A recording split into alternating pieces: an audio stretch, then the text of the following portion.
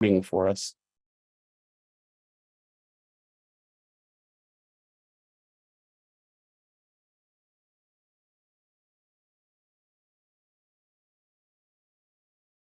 Reading for us. There we go.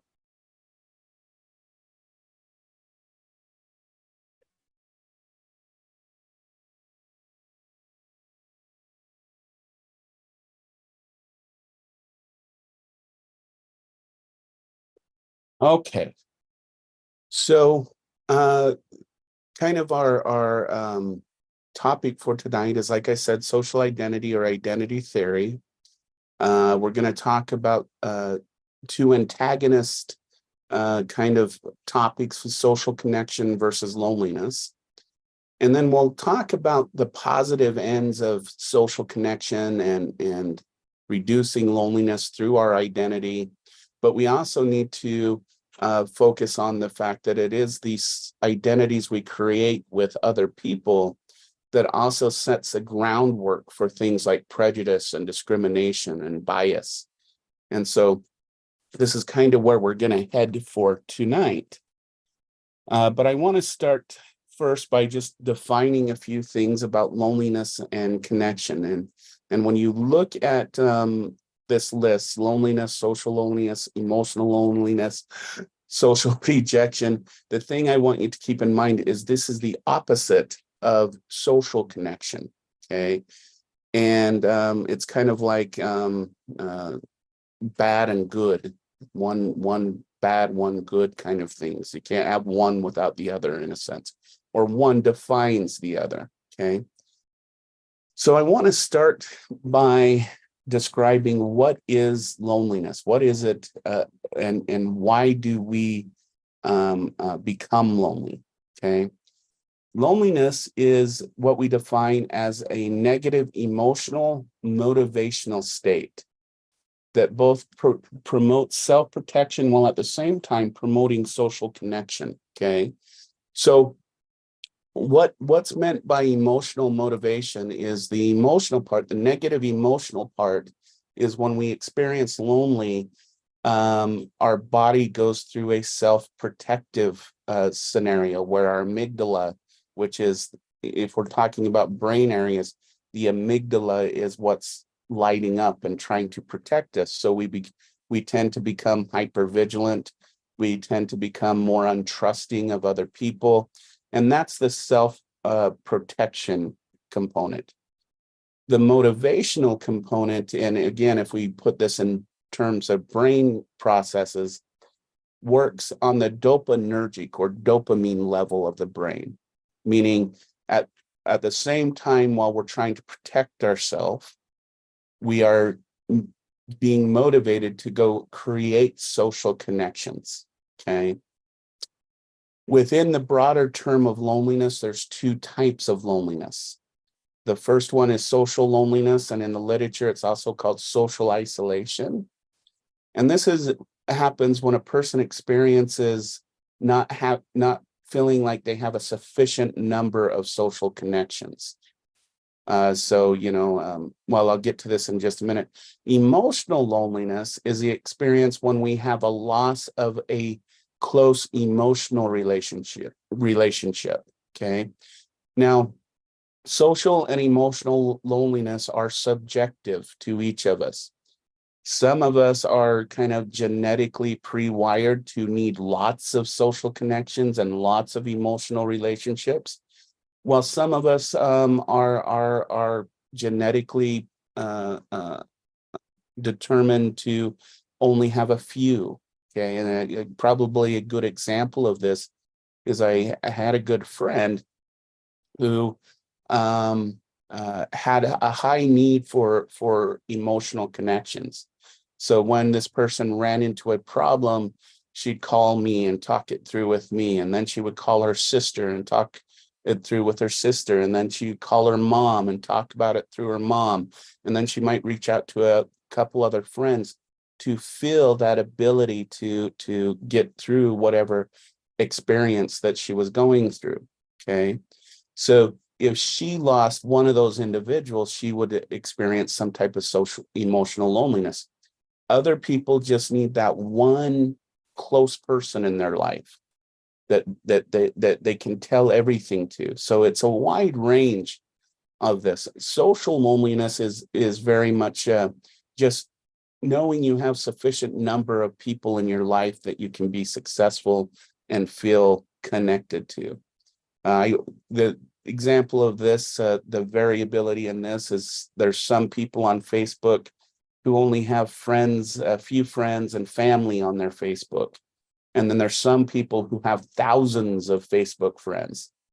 If we look at this from a social connected perspective, the one has a much higher need for the number of people in their life versus the one that just has a few. Okay. And so the question that we have to ask is, why do we experience loneliness in the first place? And what is the consequences of long-term loneliness? Because it actually has a very negative effect on human beings. We think that the reason why loneliness evolved in the human evolution is that we are social beings. We need other people. And I think I've said in this class before, there's things about our need to socially connect that when we're completely isolated from human beings, our body actually goes through a starvation thirst process, where in some cases people will actually end up with hypothermia in some cases when the weather is just fine because of that lack of human connection. And if we put it again in evolutionary terms, our evolution bet on our ability to be social. It made it so that our survival is based on our need for each other. Okay.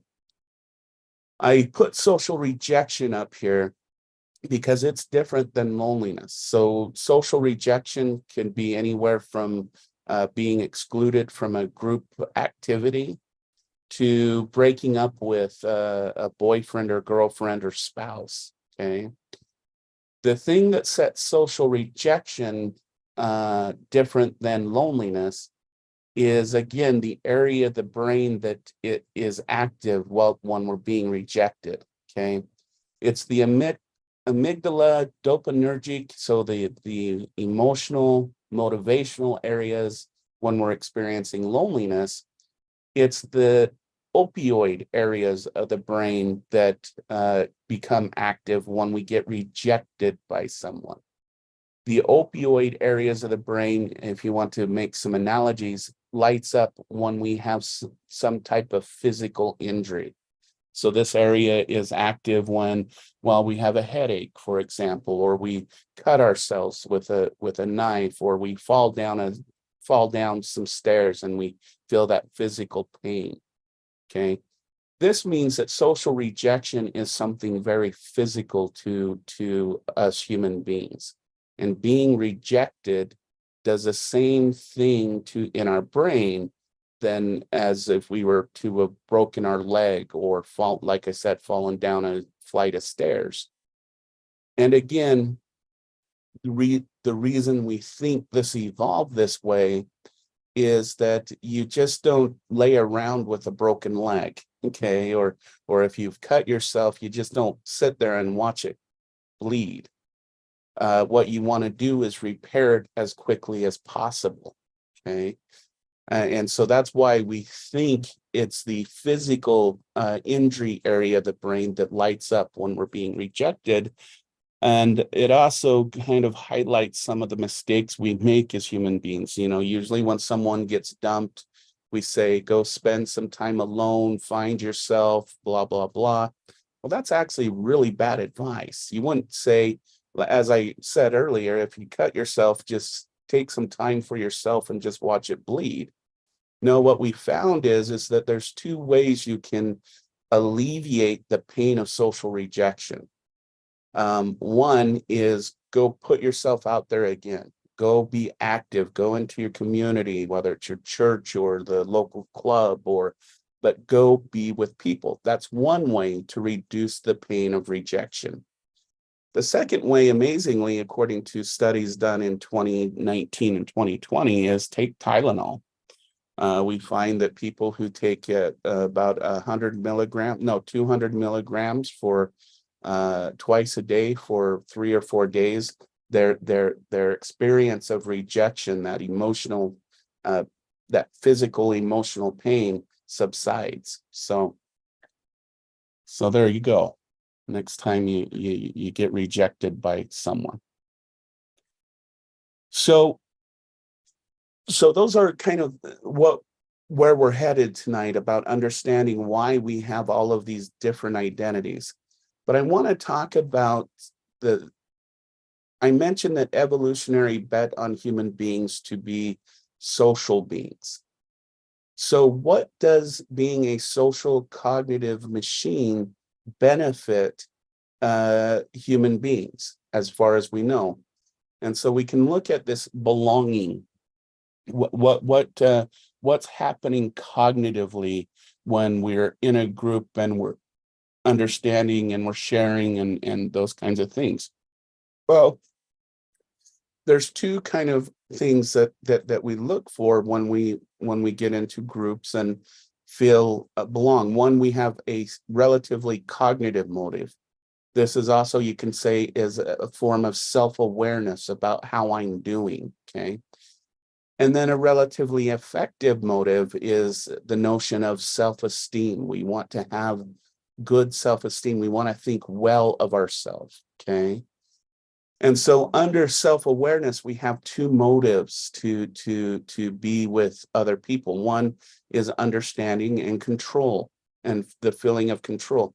Understanding is the need to shared meaning and prediction. So we, and controlling, let me define this first, is a need for perceived contingency between behavior and outcome, okay? The best way to explain this one is if we were in a classroom, we were all together in a classroom physically, and I got on top of a table and just started dancing around, okay? The first things that I would observe is you guys not watching me. What you would see me, what you would do is look at me, and then you would look to your left, and then you would look to your right to try and determine what your response should be based off of everyone else's reactions, okay? And so that's the need for understanding and controlling in any given situation. In the relatively affective motives, we have self-enhancement, the need to be for viewing ourselves as basically worthy and improvable. So we look at individuals who say, good job, you're doing well. And in some cases, how we could do something different in the future that helps us in our self-enhancing endeavors. Trusting is just the need to view others as basically benign. So we look at groups and we determine which ones we feel safe with and which ones we don't. Again, we think this goes back to our hunter-gatherer days when really you had to have a close, trusting community or people to be with in order to survive, whether it be getting eaten by a lion or abducted by another group of people. You needed to be able to trust those individuals and that you have their back and they have your back, kind of thing. Okay. So let's now turn our attention to social identity, and it kind of goes back to our motives to identify, really go to that social connection and avoidance of loneliness and rejection, okay? And I want to start with the idea of the self-concept. This was originally developed by William James, who was the first to write a psychology textbook, and he was considered here in the United States, and he was considered the father of American psychology. But he developed this notion of what's known as the self-concept. And the self-concept can basically be defined as everything that you can identify as you, okay? And the self-concept in this model is represented by this kind of salmon color larger circle, okay? William James then defined the personal self, and in actuality, he termed it the spiritual self. This is also known as your personal identity. This aspect of the self is everything that kind of makes you uniquely you. So it's your personality, your emotionality, your temperament, right down to the way you feel about your body and yourself. Those are all personal identities, okay? And it's represented by this, you'll notice it's slightly smaller, this purple circle right here, okay? And then we have within our self-concept, our social identity, which is represented by this larger circle. And it wasn't a mistake that it's partly overlapping with one's personal self or personal identity. Your social identity is a lot of the topics we'll be talking about in this class. We started last week with the idea of gender. We'll move into relationships, so being boyfriend, girl, spouse, husband, wife, those types of identities.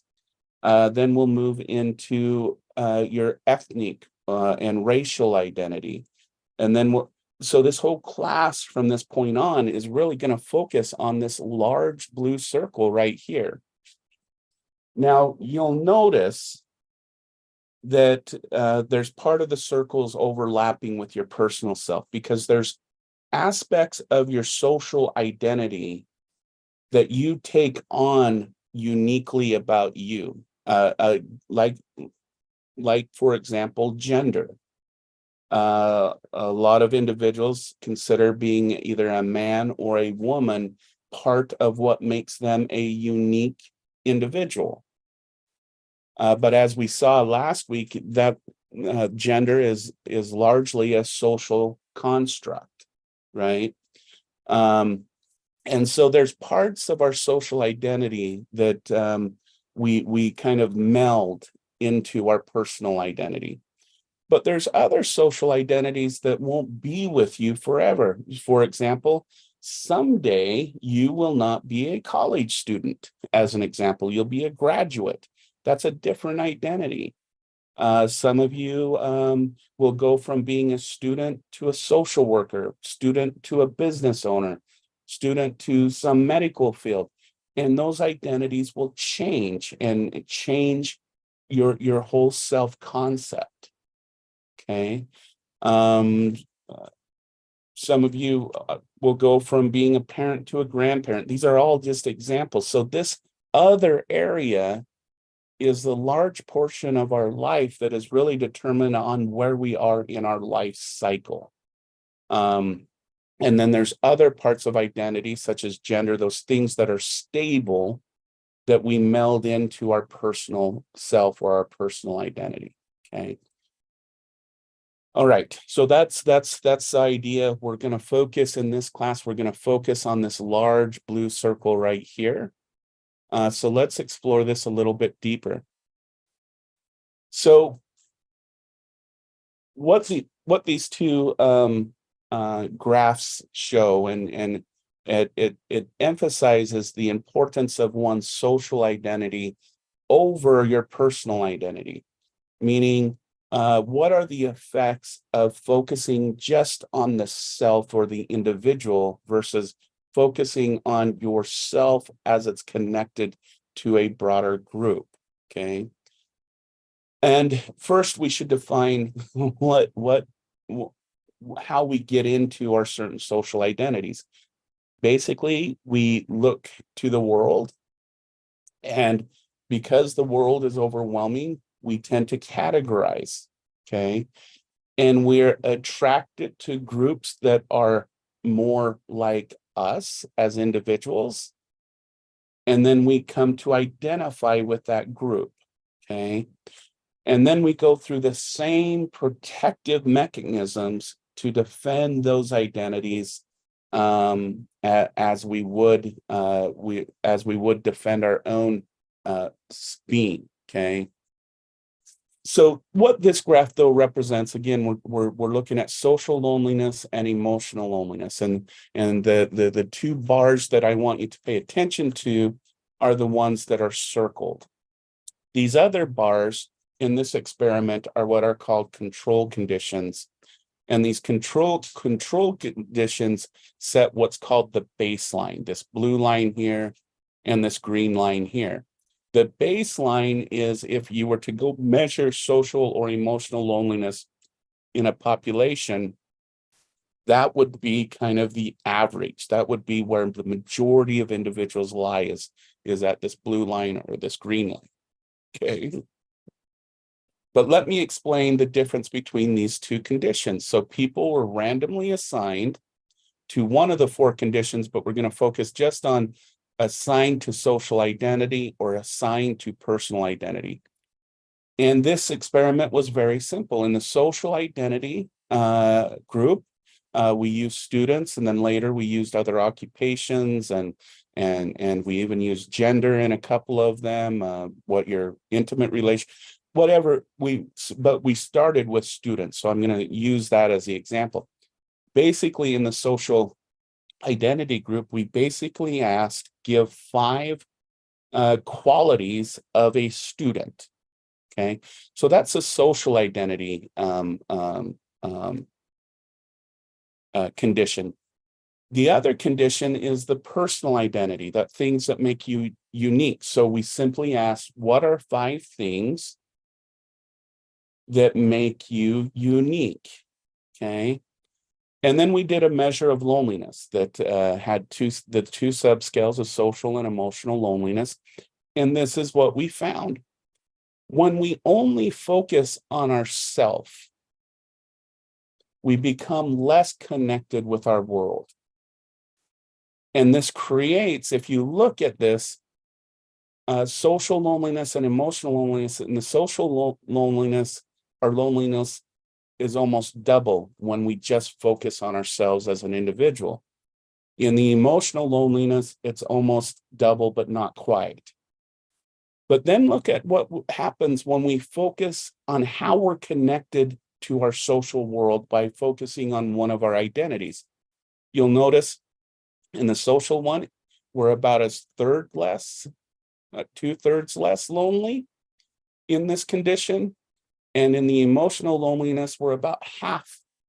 But we're also below the baseline of what you would expect if you were just to measure loneliness in the general population. Okay, so this is just an example of what happens when we focus on just the self versus what happens when we focus on who we are as we're connected to our world or to our groups. Okay, so let's move along. Further models that also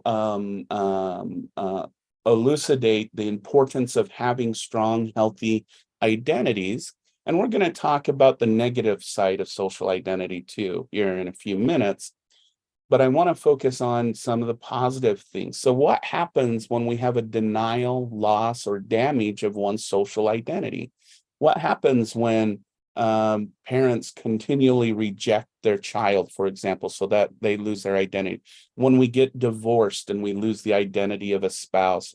When we experience rejection from our job, such as being fired? Or what happens when we don't feel like we belong in our community? Well, these situations create the condition of asking, where do I belong and who do I belong to? Okay. This track of where I belong leads to this thing we call social loneliness. This path of who do I belong leads to the path of emotional loneliness. The combination of these, as we will see, ends up in what's called the failure to survive. to live a good, strong, healthy life. And these are all the things that are associated with, or there's actual causal links to the loss of identity, loss of connection to our world. So, lower mortality rates. What is mortality? It is the probability of how long someone will live, okay? Now, this is kind of an interesting thing. We find that people who do not maintain their social world tend to pass away at a younger age, okay? And the question we have to ask is, why is that? And it actually comes from what happens to us when we experience prolonged loneliness to our genetic code that codes for our immune system. Okay, is what we have found is that the more lonely you are for extended periods of time, it actually changes your genes. Change your genetic code actually morphs, and it makes it so your immune system has a harder time fighting off illness, and it also accelerates the aging process. All right. Now, a lot of people will go, well, why can loneliness cause that? And one of the theories is the social disconnect theory, that because you're not around people who are motivating you to eat healthy, exercise, be active, and you're not doing those physical activities that are associated with health, that's why these changes occur. The problem with that is that one, the evidence that people stop taking care of themselves when they're lonely is almost nil. There's a few people, but the idea that the lonely person is sitting there with a thing of ice cream and drinking alcohol is more of a social myth than it is reality. The other thing is we see people who are lonely, and its cause on mortality far exceed the consequences of smoking, eating habits, and exercise. Loneliness or social connection predicts your health better than all three of those physical variables. And in fact, a recent analysis to do kind of a comparison is, I think it's 2 days of loneliness equals 5 packs of cigarettes. So there's that.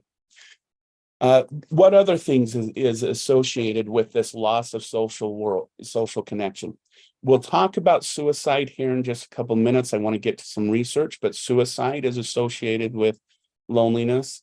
Things like addiction, morbidity. Morbidity is the probability of getting a disease. And just as I explained, because your genetic code is changed, which lowers your immune system, you're more likely to get an illness or a disease. Chronic homelessness, relationship problems. I got chronic loneliness there twice. Certain psychological mood disorders, such as anxiety and depression, can be facilitated, or if you have the genetic propensity, I should say, for depression or anxiety, loneliness can be that environmental trigger that triggers that genetic propensity towards depression and anxiety. Criminal behavior, aggression towards others in society, gang affiliation, family dysfunction, things like, on a personal level, closed-mindedness, not being willing to be open to others, and self-hatred, which we'll get to here in just a minute as well. So all of these things, if you think about all these social issues, all come from the loss of a strong, healthy identity, which leads to less social connection, which leads to loneliness, which leads to this failure to survive. So, however, we do need to talk about the downside of social identity, okay? So social identity theory as a theory was originally developed to understand how mass number of people could engage in horrific acts towards others. This actually comes from a gentleman, Dr. Tajvel. He was a Holocaust survivor. And what he wanted to know is given that only a small percentage of people are sadistic and violent, the percentage is less than 3%. How could it that a whole entire country or the majority of a country engage in such horrific acts such as the Holocaust? And so he started to develop this theory, and it's been tested over and over. And it basically comes down to this, okay? We identify nationally, racially, gender, all of these things. And we want to, just like we want to have a good view of ourselves, we want to have a good view of our group, of who we are. So we do something that the theory is social comparison theory and self-esteem. We want to maintain healthy self-esteem. And so we go through what's called a social comparison process. So we look at individuals that are not like us, and we socially compare ourselves to them, okay? So, and when we take this to our social identity level, like to think well of ourselves, and as an extension, the groups, also known our groups, our people. This is also known as our in-group.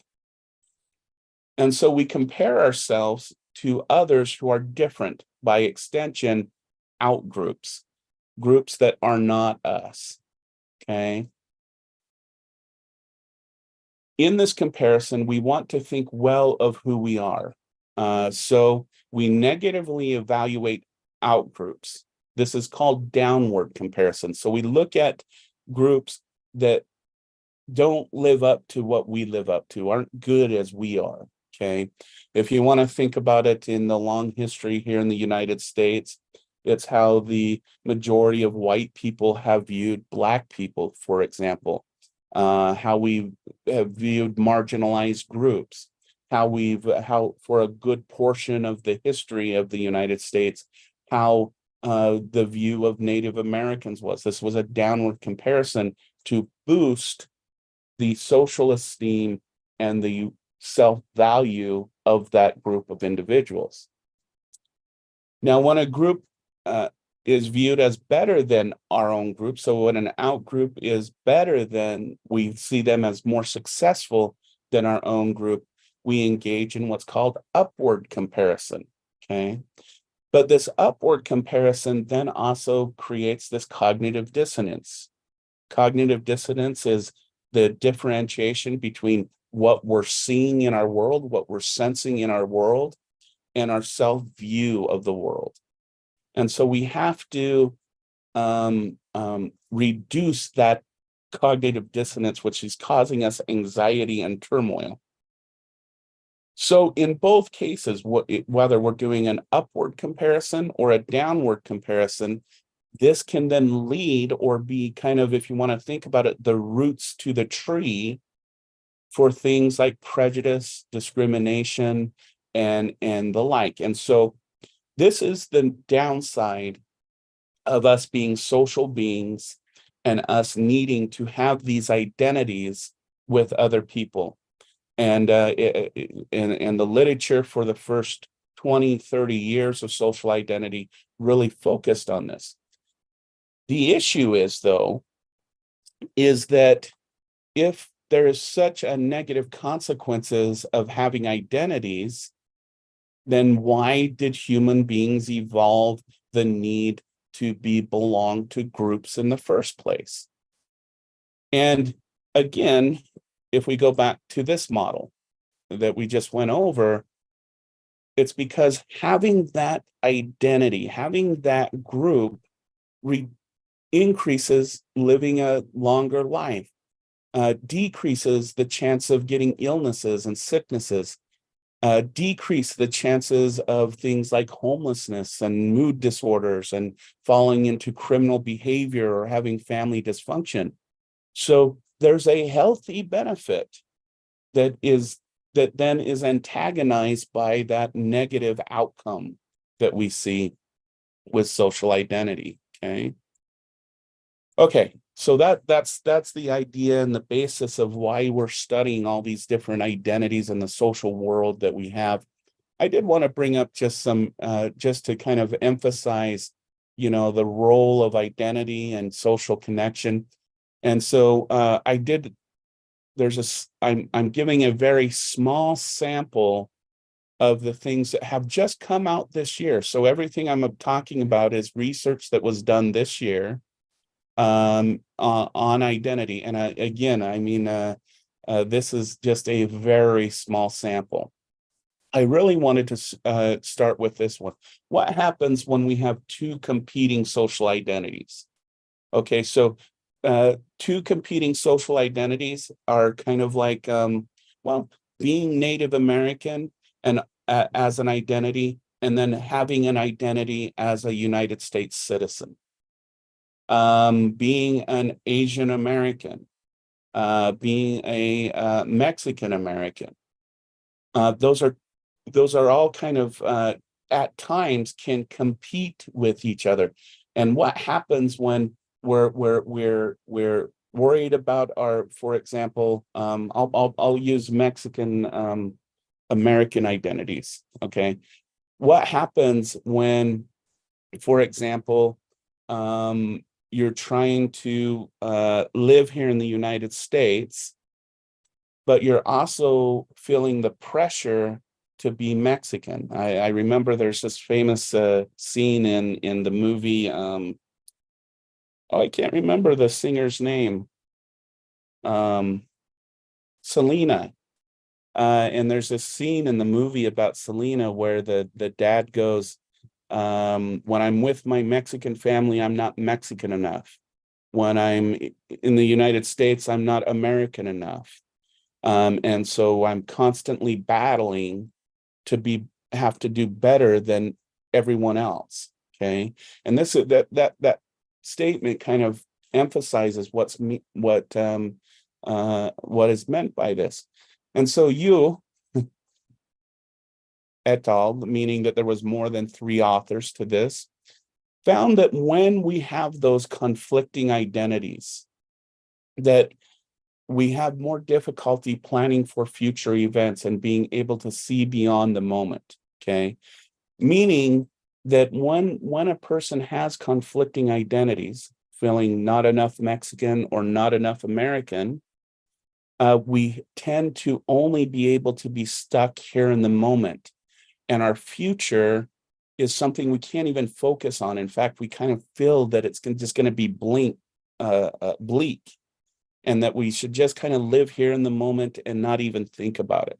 Okay.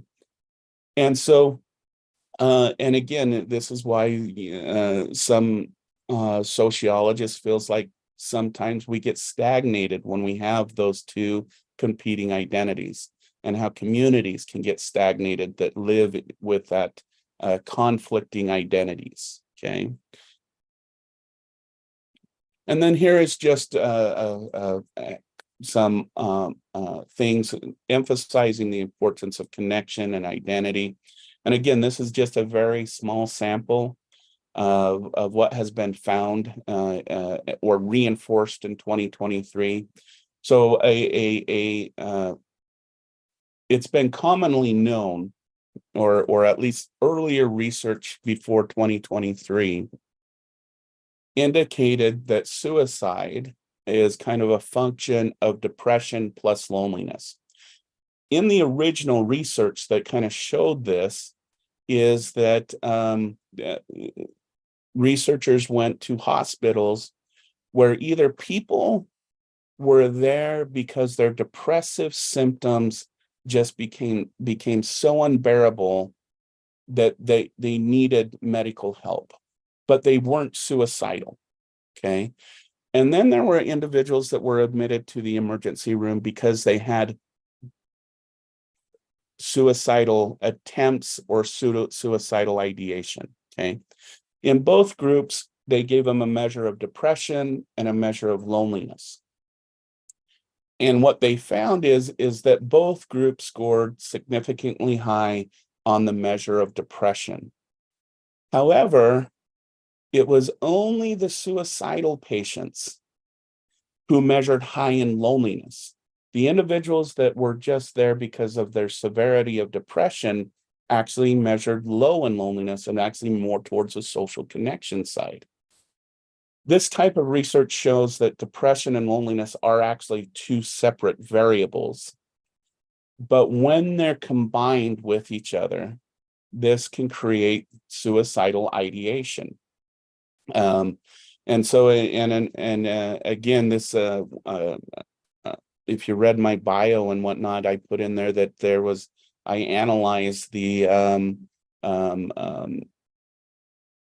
coroner's data for Montana for 2014, 15, and 16, because there's two states that vie for the most suicides. It trades off between Alaska and Montana, and year by year they kind of trade places for first and second for the number of suicides in the nation. And so it was a place to start. And what I found in that analysis is the majority of the individuals were divorced. Many of them had some type of rejection, such as job loss, retirement, those types of things before their suicide. In fact, the highest group, the highest risk for suicide is males between the age of 55 and 65. Why? Because that's usually the retirement age where you're losing your social identity as like, for example, in my case, psychologist. You're losing your work connections and those individuals. And we find, so during that period of time, we see a large increase in the number of suicides. And we also know going into retirement that those who live well into their later years tend to keep those connections going. Okay, so and what Ammermans and Jacobi found is they reinforced doing a meta-analysis that it's the combination of these two variables that really lead to suicidal ideation. Now, there's one other thing that can lead to suicide, and that's chronic pain. And I should note that. So this is one path. Chronic pain is another path to suicide. Okay. Zhang et al. 2023, they found that alexithymia and then the experience of loneliness leads to what's called non-suicidal self-injury in adolescence. Now, what's meant by non-suicidal self-injury? This is someone who cuts themselves, hits themselves, and whatnot. And really what it is to feel something or to relieve some emotional pain. Now, the thing that we found is it has to come in this path. First, you have to experience alexithymia, which alexithymia is a condition. It is a condition. It's not a disorder. It's more of a personality factor where a person has a hard time identifying, experiencing, and having emotions. So if you want to think of it as it's someone with a complete flat affect, they don't feel anything really, and they can't identify that in other people.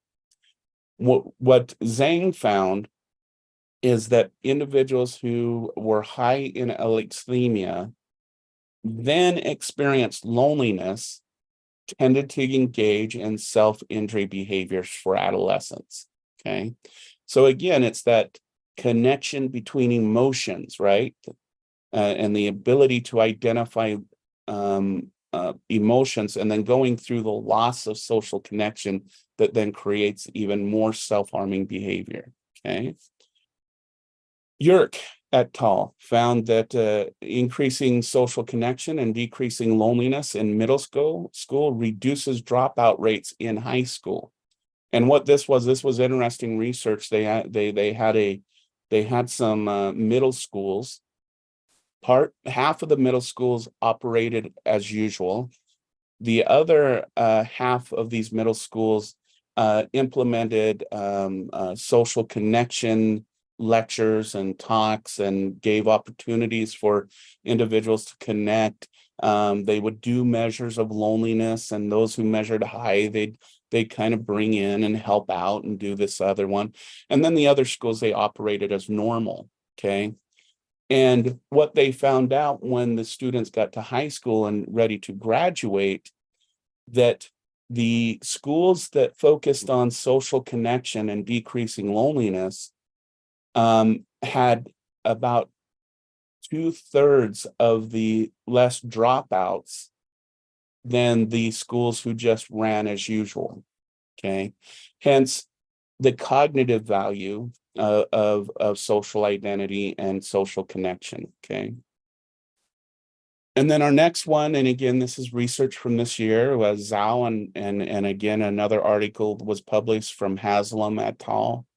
Found that older adults who maintain career social connection after retirement live longer and healthier lives. Again, this goes back to what I mentioned earlier about the suicide connection and disconnecting from one's social world. Okay. And then the last one, which I found it fascinating, was from Jordan et al. No, just Jordan. It was just a single researcher. Found that social connection as a form of self-care strategy decreased the symptoms of depression, anxiety, and even trauma symptoms better than traditional self-care strategies, such as things like yoga, mindfulness, medications, therapy, all of those things that we think of as when we think of a self-care, taking a mental health day, those types of things. We found that people who engaged in social connection as a form of self-care, of taking care of oneself, actually did better than those people who did more traditional self-care strategies. So in the areas of things like depression, anxiety, and trauma. Okay. All right. Okay, I'm gonna pause here.